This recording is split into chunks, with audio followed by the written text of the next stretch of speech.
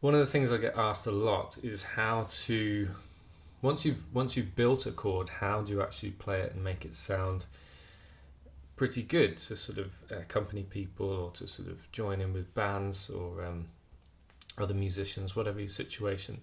Because it's no good just sort of finding out, okay, well that's a C chord and playing it like this. It was very, very rare that I would play a chord, a triad chord like that in the sort of music that I play. And I'm sure it's the case for you as well. It sounds a little bit green to kind of do that. And even if you invert the chord, which is kind of the next step, I suppose,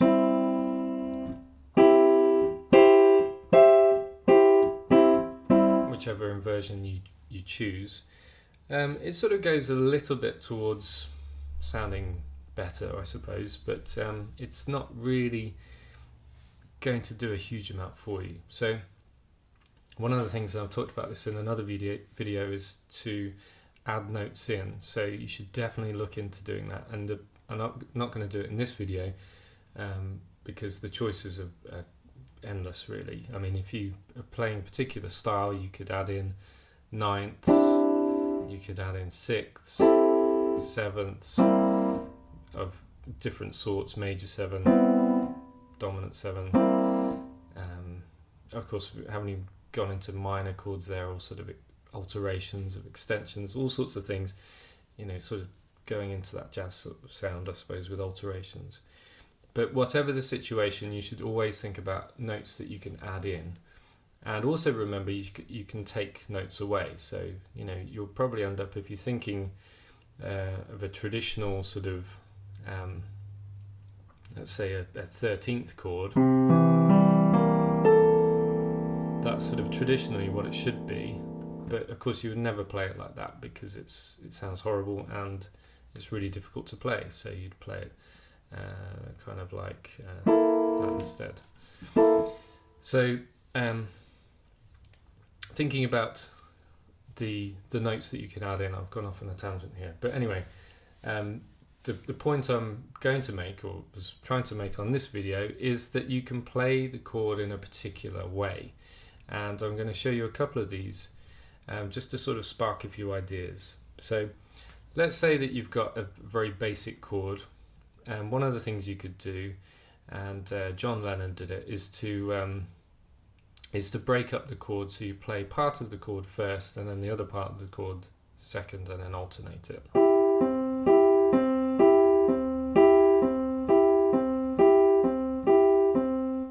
What was it? That's it.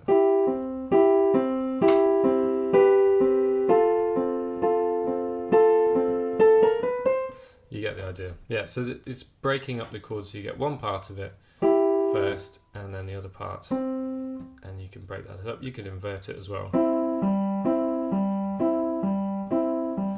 Now, you know, it's a really simple thing to do, but it also does sound quite simple. That's no disrespect to John Lennon, but you know, it's an amazing tune. But it's a very simple thing to do on the piano.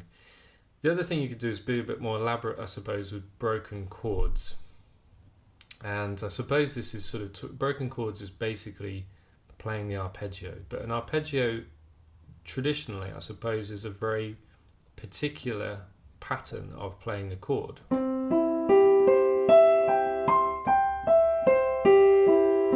So you would play the root, the third, the fifth,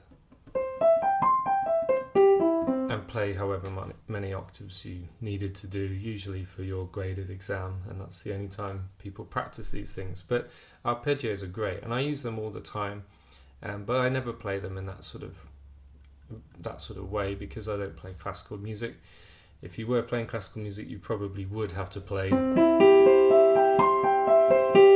something like that a lot. But I tend to play them, but I would play them with the additions that I've put into the chord. So it could be that I would do a ninth chord,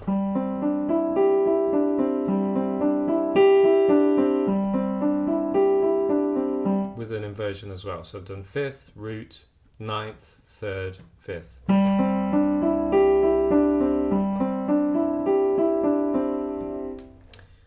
So arpeggiating can sound really, really pretty.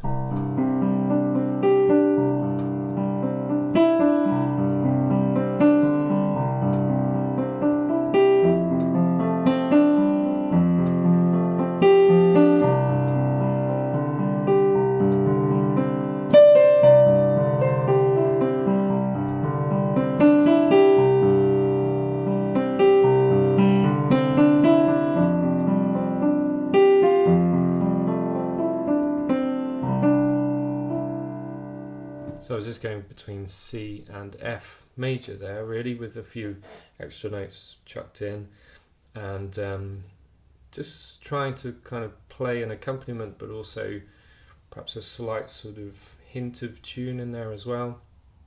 Not going overboard with tune, but yeah, just a nice, pretty sort of sound accompaniment. And I was using all sorts of inversions. I wasn't just playing the chord from bottom to top. Sometimes I was doing something like that. So again, this is something I use a lot, particularly in that sort of pop ballad sort of stuff. That's sort of really common use for that. Sometimes in jazz as well. But yeah, it's something you can experiment with forever, and I'm sure you'll come out with things which will be different from my ideas, but that's good. Another thing you could do, I suppose, and this is something that a lot of people do, is to I call it bouncing off the left hand. So a lot of people sort of find their left hand's a little bit sort of frustrated almost, and I'm in that category as well, I suppose, that if I know what I'm doing, particularly with like a blues or a boogie piece, I'm fine with my left hand and it can be quite strong. But whenever it's, well, different situations, I sometimes find that the left hand gets a little bit lost. I don't really know what to do, and loads of people do these double octave things, which can be okay, but it's also a little bit sort of overkill sometimes. But anyway, whether you do that or you don't, it's fine. But I'm going to show you what a lot of people do, and this is sort of bouncing off the left hand. So they'll play.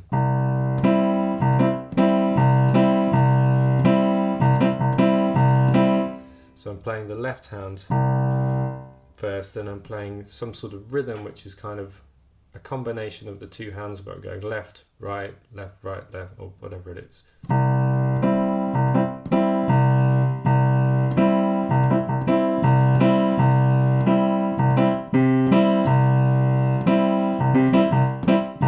Okay, yeah, you can be reasonably creative with that idea, and it's not a bad thing.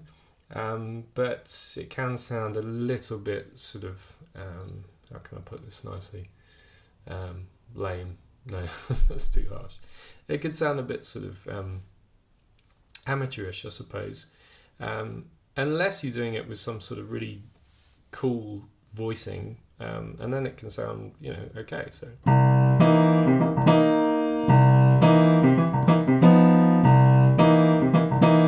So, like anything, a very basic technique is a good thing, but you have to then be more creative with it in order for it to sound more exciting, more professional. So don't get stuck in that sort of really traditional sense of playing the chord and bouncing off with a really bog standard chord, because it will just sound very sort of amateurish and very bog standard. I suppose this sort of, I play a sort of extension of that from time to time, and I've done a couple of videos on this about playing styles. So a lot of my Latin stuff has a sort of a sense of this sort of bouncing off the left hand, but I do a particular pattern in the left hand, so I'm going from root to fifth.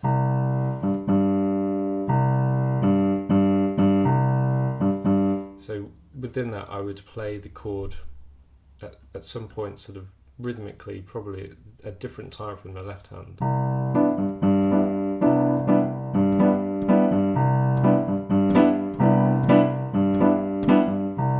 Yeah, so I think pretty much all of those were out of time of the left hand. So in a sense I was bouncing off the left hand. And similarly with that sort of funk sort of style, I suppose, or bluesy funk style that I tend to play.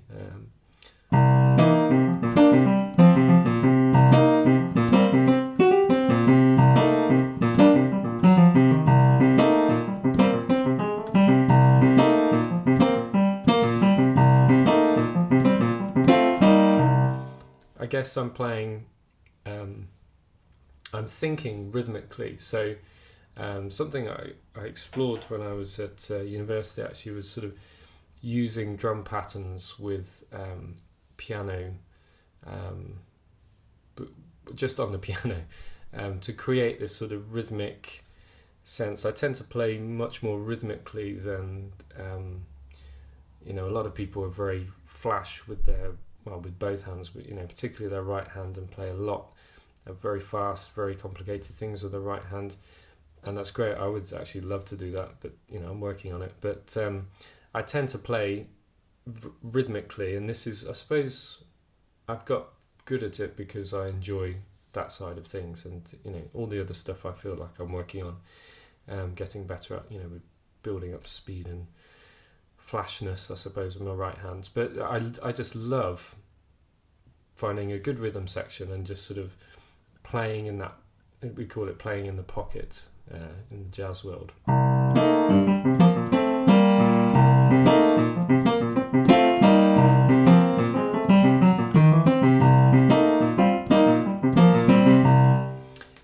So I sometimes get a little bit too busy, I suppose, and annoy bass players with that. But it's just really good fun, and if you can find that groove, but that's what I enjoy. So that's something. When I play solo piano as well, I sort of have that in mind, that I'm trying to play rhythmically as well as harmonically and melodically. I mean, that's the great thing about playing the piano, is that you can be the whole band all wrapped up into one person. I mean, you're a one-man band. You can, and you really should think like that. So you should think about the bass player's territory, which is kind of, well, if you take middle C and then an octave lower and an octave higher, that's kind of like the piano player's territory, or a guitarist player's territory. Anything lower and you're starting to move into the bass player's territory. Anything too low and it's a little bit extreme, I mean, that's a great thing about the piano, but it's also quite extreme down there. And similarly, if you go up higher than middle C, up in this territory, then you're going to be sort of in the kind of the top end of the vocal range, and saxophones and trumpets and all sorts of melodic instruments here. So you tend not to play up there too much unless you want it to stand out, unless you want to do a solo. And similarly, right at the top, which I don't think you can see on the camera, but is at the sort of extreme end of the piano. And that's the joy of it, I suppose, in that you can have all of that range. But I tend to think like that, so I tend to play most of my stuff in the middle if I can kind of restrain myself to that. I do venture into the bass player's territory, particularly with solo piano. I think you need that often. And if you're playing a tune, then it can actually venture up into this higher range as well. So you've got the ranges there, what we call the registers, but also the sort of rhythmic features of it. So I tend to think of bass lines.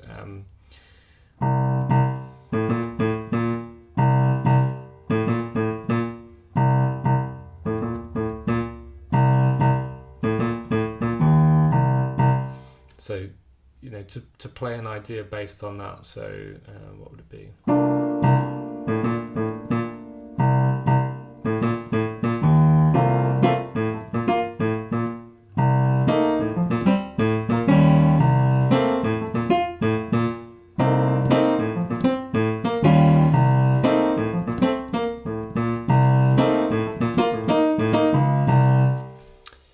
So I've got my sort of bass line, if you like, and then I'm playing rhythmically and harmonically with my right hand. So I'm trying to do the job of the bass player, the drummer, the piano player or a guitarist, harmonic player, a chord player. And then I could perhaps even, I don't know if this is going to go okay, but we'll try it out, try to play some sort of melody as well.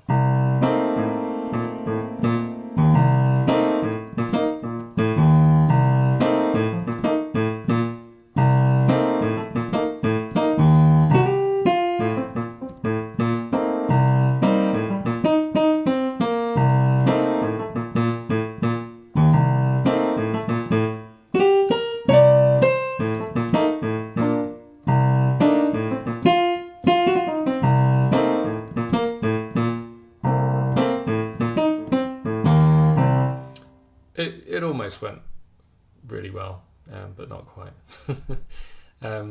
So yeah, I've got the sort of bass line here, and then I've got the chords sort of just trying to comp really.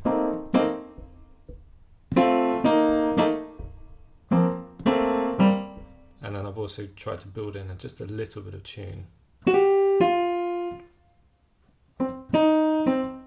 I don't think it was that, but you know, you get the idea. It's something based around that.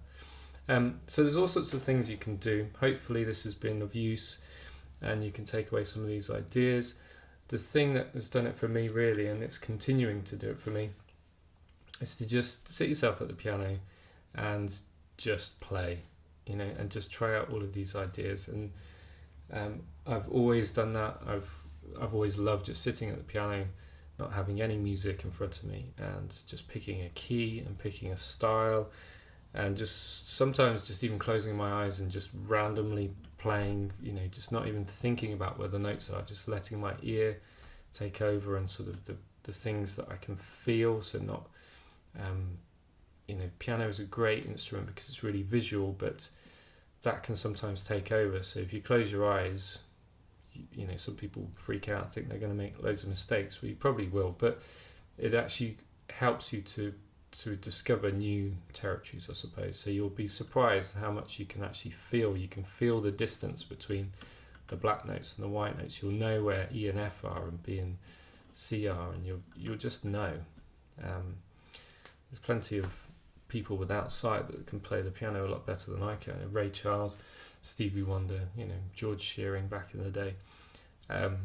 Incredible piano players and no sight whatsoever. So you can definitely feel your way around the piano and just sort of allow yourself to do that and just experiment. And if you come up with something really nice, then you can try and record it or just write it out. Just go, oh, I really don't know what this chord is, but I'm just going to write the notes out. A, B flat, E. That sounds really cool. Sounds like the beginning of the Pink Panther. There you